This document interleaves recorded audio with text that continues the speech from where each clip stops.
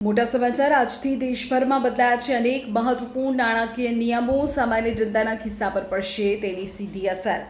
જો તમે આજે બેન્કિંગ વ્યવહાર કરવા જઈ રહ્યા છો, ટ્રેનમાં મુસાફરી કરવાના છો, ઇલેક્ટ્રોનિક વસ્તુઓ ખરીદવાના છો, કાર ખરીદવાનું વિચારી રહ્યા છો, તો આ સમાચાર તમારા માટે છે. ઓગસ્ટ મહિનાથી તમારા દૈનિક જીવન અને ઘરના બજેટને સીધી અસર કરતા અનેક મોટા ફેરફારો અમલી થઈ ચૂક્યા છે. સૌથી પહેલાં કરદાતાઓ માટે મોટા ફેરફારની વાત કરીએ તો નોકરિયાત વર્ગ માટે નાણાકીય વર્ષ માટે ITR ફાઇલ કરવાની છેલ્લી તારીખ 31મી જુલાઈ હતી, જે પૂરી થઈ ચૂકી છે. હવે લોકોએ સમયસર પોતાનું આવકવેરા રિટર્ન જો ફાઇલ નથી કર્યું તો લેટ ફી અને દંડ ચૂકવવો પડશે. જો તમારું રિટર્ન બાકી હોય અને વધારાના દંડથી બચવા માટે તાત્કાલિક કાર્યવાહી કરવી હવે જરૂરી છે. દેશની અગ્રણી બેંકોએ ક્રેડિટ કાર્ડના નિયમોમાં ફેરફાર કર્યો છે. રિવોર્ડ પોઈન્ટ્સ મેળવવાની પ્રક્રિયા, લેટ પેમેન્ટ ચાર્જીસ અને ટ્રાન્ઝેક્શન પ્રોસેસિંગ ફીના નિયમો વધુ સખત કરવામાં આવ્યા છે.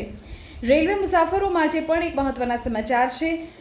પશ્ચિમ મધ્ય રેલવે દ્વારા રિઝર્વેશન કાઉન્ટર પર તત્કાલ ટિકિટ મેળવનારા મુસાફરો માટે નવી ટોકન સિસ્ટમ શરૂ કરવામાં આવી છે.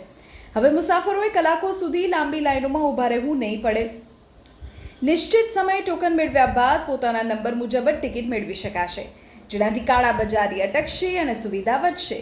આ ઉપરાંત બેન્કિંગ ક્ષેત્રને વધુ સુરક્ષિત બનાવવા સેન્ટ્રલ KYC 2.0 તબક્કાવાર અમલી બનતા હવે વારંવાર KYC દસ્તાવેજો આપવાની ઝંઝટમાંથી ગ્રાહકને મુક્તિ મળશે. બીજી તરફ ઓગસ્ટ મહિનામાં સામાન્ય ગ્રાહકો માટે મોંઘવારીનો વધુ એક પ્રહાર ઝીંકાયો છે. વૈશ્વિક સપ્લાય ચેઇનની સમસ્યાઓ, કાચા માલની વધતી કિંમતો અને ડોલર સામે રૂપિયાની નબળાઈને કારણે ઓટોમોબાઈલ અને ઇલેક્ટ્રોનિક ક્ષેત્રની કંપનીઓએ ભાવ વધારાની જાહેરાત કરી દીધી છે.